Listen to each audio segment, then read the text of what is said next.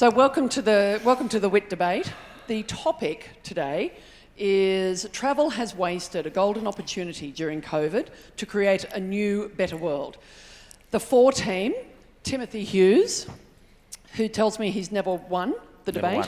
Perpetual debate loser. Chong, who has won 100% of the debates he's been involved in. Except the ones where he's won with both. And please welcome back Martin Symes. I have never won a debate. Martin, I think you're up first. Martin surprised us, continues to surprise us. He slimmed down over the last few years, and now he's taken it even further and changed gender. So then for the against, we have Blanca. Now, Blanca, you're 50-50 win rate, 60-40, 100% all the time, 100%. Okay. Darrell Chan. 0% right now. 0%. He's our virgin for the afternoon. And Rod Cuthbert. How many times? Forget so many times. All right, 3 minutes at the rules of the debate, 3 minutes each, and you will get dinged at 2 minutes 45, and then you will get blasted off the stage at 3 minutes. Okay, take it away, the four team, and I think we're starting with Martin. All right. Well, the things I have to do, right? So one, I am in a very awkward situation. I do not look like Martin Symes, as you can see, nor am I as funny. Two, if I had been given a choice about the team that I'll be on, I'd have picked the other side because they are the nicer people, right?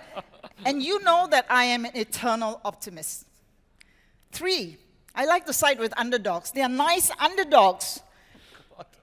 In the polls we ran prior to today, 70% of you agreed that travel has wasted a golden opportunity to create a new and better world. However, on deep reflection, which lasted all of 30 seconds, I realized the majority of you are right. Travel has not only wasted, it's squandered the opportunity. So let me tell you why. One, I am in this awkward situation because, well, Martin couldn't make it because the flights were too expensive, and the hotel's too expensive, or maybe Martin's just cheap. And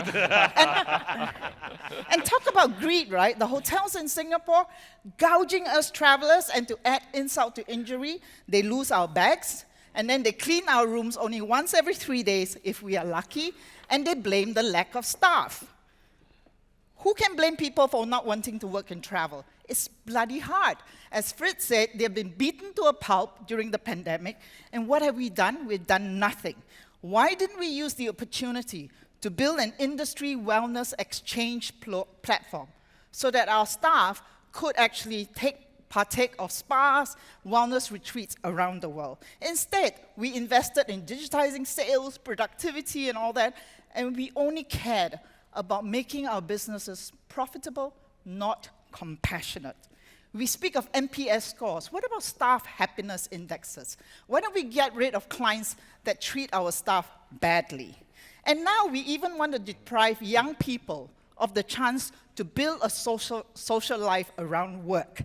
And we want them to WFH or WFA.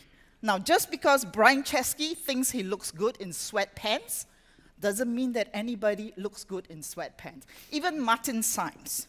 So no one looks good in sweatpants. So did we invest in tools to recruit talent in innovative ways? Did we make it more attractive for people to join? What about an exchange program for travel staff so that we can travel everywhere around the world with our partners in the industry? How can we take care of customers when we don't take care of our own? So people, vote with your brain and your heart. Did we in travel use the opportunity during COVID to care for the happiness and well-being of our staff? I say not. All we cared about was our bottom line and when can we get back to 2019 levels. Please, I rest my case and Martin's. Good one. Okay, what is it, WFH? FH, yeah. WTF.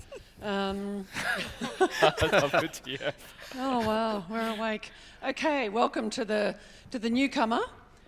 Show us what you've got, first timer. Right, well, Good ladies and gentlemen, my learned colleague here, Siu Hun, has not been paying attention over the last 2 days of the conference. I'm not sure what she was listening to, because over the last 2 days, we've heard that travel has changed, and it has changed dramatically. Today, I want to show you 3 things that we are doing to summarize the 3 themes that shows that travel has changed. It's changed for the better, and we're in a new age of golden travel. The first is, I don't want to use the word sustainability. I will use Puneet's words of concerned citizenship. And it's shown in a recent study that Airbnb undertook in rebuilding tourism that people really do care. 70% of customers now say that COVID-19 have changed their decisions in the way they travel, and they want to become more sustainable. And sustainable does not just mean environmental, it means economic, it means social, over and above environmental as concerns. But they also talk about communities, and they talk about cultural impact. And so when we talk about sustainable travel, this is a new golden age of travel that people are looking at. And it wasn't just the consumers that want this. Companies are rising to the challenge. During the pandemic, when Singapore Airlines had their load factor drop to 3%, they didn't waste the opportunity. They actually invested into switching out plastics and putting in wooden cutlery. They looked at reducing the amount of food waste, and they actually looked at increasing the amount of fuel efficiency. So no one can say that the companies did not rise to the challenge to build a new, better world. The second thing, longer travel. We've talked about it already, but travelers are swapping out quantity for quality for a better Earth. We're reducing the number of trips. We're taking it longer trips, going up from 3 days to 14, as we've heard from the last panel, and this is making a big difference to the environment. And not just that, they are also looking at melding business and pleasure. And that is a good thing, because now we're traveling longer, but we're traveling better. We've heard from the last panel that people are loving traveling for business once again. We don't have to just be sequestered into a little hotel room, but we can enjoy the great outdoors, and we have actually the ability to really engage with the communities that we are in. And countries, again, have risen to the challenge. They're now coming up with work visas for digital nomads. They're looking at how they can attract this new way of travel. And people in the industry are also looking at new areas of wellness that we've just heard about. The last one, more dispersed travel. Before the pandemic, everyone was concerned about over-tourism and overcrowding of urban cities. We have done a study, and it shows that more people are traveling to rural destinations and not just urban centers. 180% growth in South Korea of rural destinations, 140% in India, and 60% in Australia.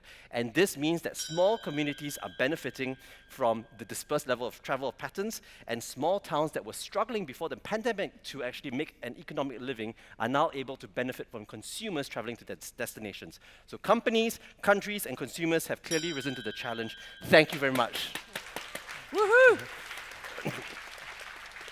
Well done, Darrell. Now, just a reminder, at the end of the debate, we're going to use a very high-tech method to select the winner, and we're all going to clap. So, CC, the 100% winner, take it away. I have to correct, it's not 100%, I only won once, the rest I all lost. Okay, have a quick show of hand. Who think that we have improved tremendously during COVID time? 1. Thank you, I rest my case. But seriously, Darrell, I think you are the one who have not listening to the panelists. They were talking about what? The pain points of airport, OTAs, you book your bookings on OTAs, your data is not going to airport, it's not going to the hotels, and then we have what? Omri from Agoda. The 5-year vision is to have a seamless booking experience from flights to hotels, to things to do. 5 years, right? And Alok was saying that, look, in hotels, we're still filling up papers, membership forms, booking things. We have not improved a lot, have we? And these are the problems that we've been talking about for 10 years. And I can bet with you, in the next 5 years, we'll still be talking about it, right? So, personally to me, COVID is really, really a wasted opportunity. Because for the first time in travel history, we had a common enemy. It wasn't about Booking.com versus Expedia. It was not about Klook versus KKday or Singapore Airlines versus TG. We had a common goal. We simply want travel to resume. Even the airport operators wanted travel to resume. We could have done so many things during COVID. We could start sharing of data, vaccination data, or simple things like common pool of information. Which country is open, which country is closed, what tests do we need to do. These could be the starting block of sharing of data. But unfortunately, as an industry, I think we did nothing of this sort. We were all busy trying to survive. I was busy trying to survive. And look where we are now, back to our old self, talking about numbers, trying to improve our own products and trying to compete with each other. But as an industry, we are not collaborating as much. We wasted our opportunity. But I'm still hopeful because we all joined the travel industry, not because it's the most well-paying job, really. It's simply because we really love to travel. We have a passion for life. We place life experience more important than monetary gain. So in the next 1-2 years, I agree with you, we really need to talk about sustainability. We might have missed a golden opportunity during COVID, but I think moving forward, we can make a change. Thank you. Why did you debate that case? Okay, Blanca, the pocket rocket. You know, Suhoon told us before the debate started that I think it was like 80% of people agreed that we'd wasted the opportunity. 70. Could those 3 people put their hand up?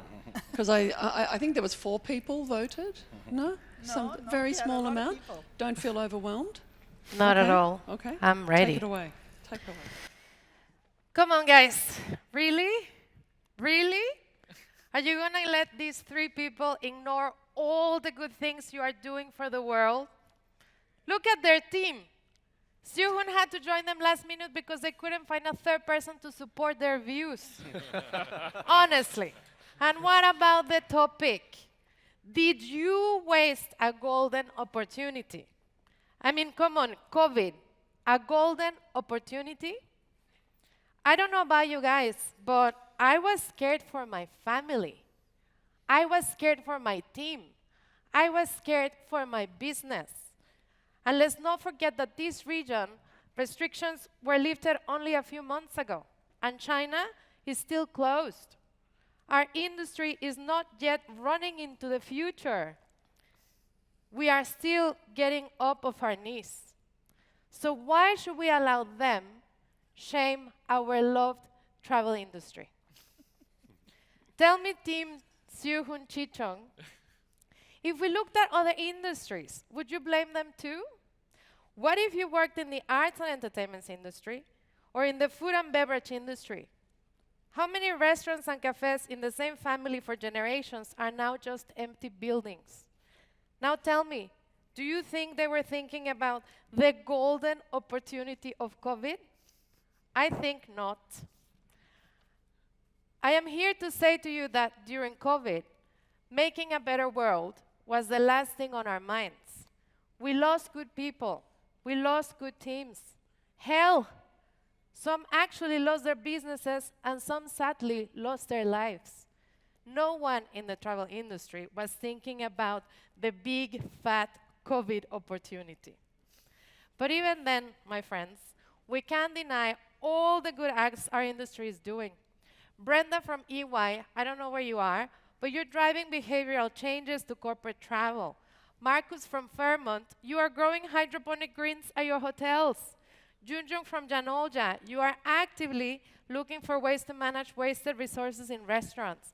Baidi from Go City, you live stream your holidays to your family, also doing your part. Danielle from Booking, you are trying to make it easier for travelers to find sustainable options. The team at Sentosa, you were recently certified as the first sustainable island in APAC. Andrew from Chempedak Island, my favorite story, you encouraged your team to collect 300 tons of plastic bottles during COVID as a way to keep them busy and employed. So don't come and tell me that we wasted the golden opportunity of COVID. Yeah. Rock and roll. Rock and roll. Rock and roll. Okay, Mr. Hughes, the Aussies are bringing it home. The We've got 2 ultimate loser. Aussies to bring up the rear. Something they're not really used to. Off we go. Members of the audience, they are all amazing achievements, but we had a chance to save the world. We had a chance to change the world, and we wasted it. There are 3 areas in which we could have changed the world, really reinvented the planet, and we completely failed. The first was food. We were all at home. We were all collectively united at home, and we had a chance to change the way food worked, and we baked banana bread for ourselves. Now, we baked a lot of banana bread, and it was delicious. We baked so much banana bread that CNN had a headline saying, "The great banana bread crisis of 2019 is over. We've solved it." But we didn't solve the food crisis. A wasted opportunity. We had another opportunity to save the way communications worked on the planet. Because we'd spent a lot of the early 2000s avoiding those guys at work we didn't like. You know, the Rogers of the world from accounting. You know that guy?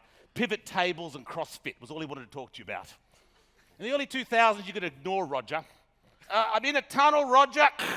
Can't hear you, Roger. Sorry, call back. But from 2010 to 2020, technology was so good, communications worked perfectly, we had to learn to love Roger.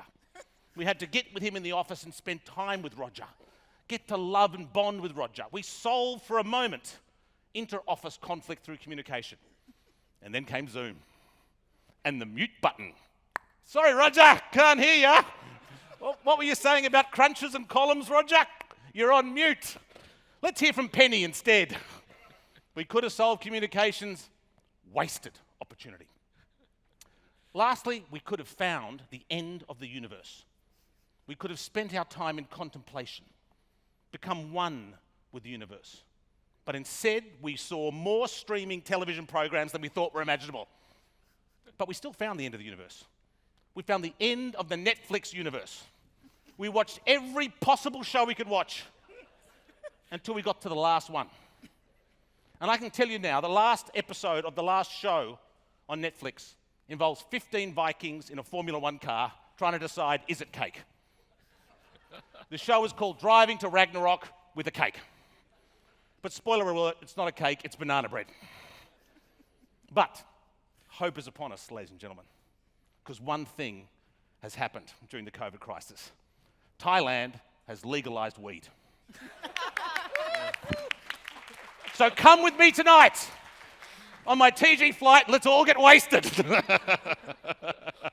I'm done, thank you very much.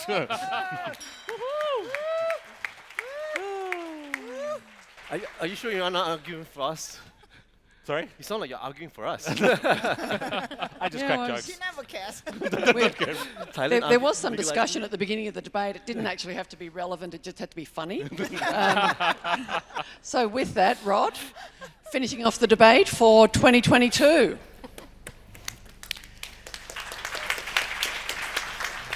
When I first saw this proposition, this sort of crazy idea that somehow we as an industry didn't sort of rise to the occasion, rise to the challenge, I wondered who would support that idea, who even would propose it. And we sort of know, look at them, our opponents over here, you would think that their arguments would at least be as weighty as Tim. But no, in fact, I wonder if he even got the memo that this was about travel. It seemed to be about something else entirely.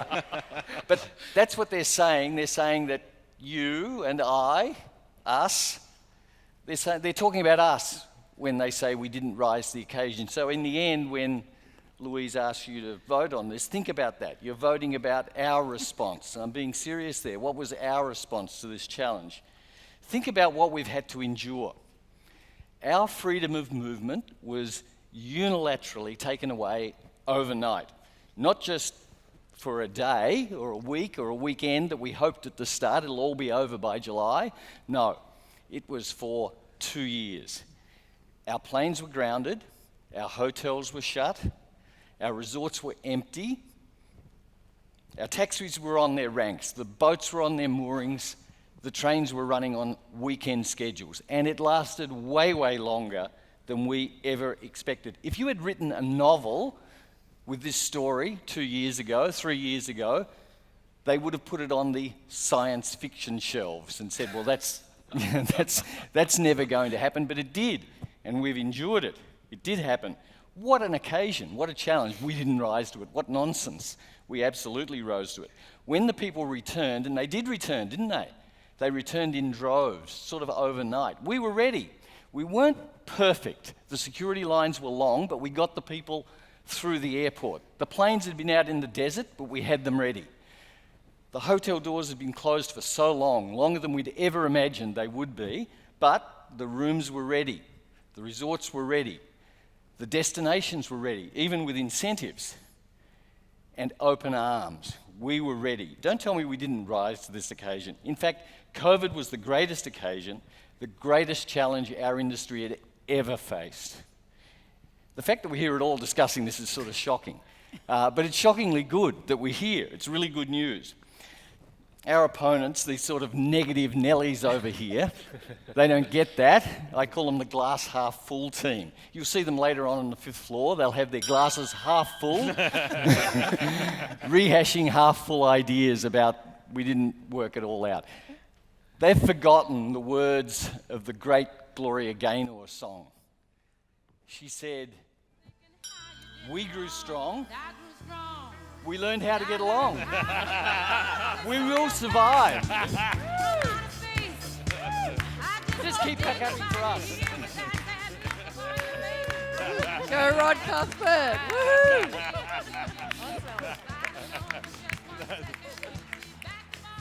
Okay. I'm actually starting to expect the 75% of people who thought we had wasted a golden opportunity are those same people that say they will pay extra for sustainable travel and absolutely will not. Right? So, to now make the decision, we're going to use the clapper meter. And so, could you please gently put your hands together for the 4 team of Martin, CC and Timothy? What do we reckon? Hey, give it up. Give it up. Okay, and for what will now be known as the Gloria Gaynor team, Darrell, Blanca and Rod, please put your hands together. Clap for yourselves!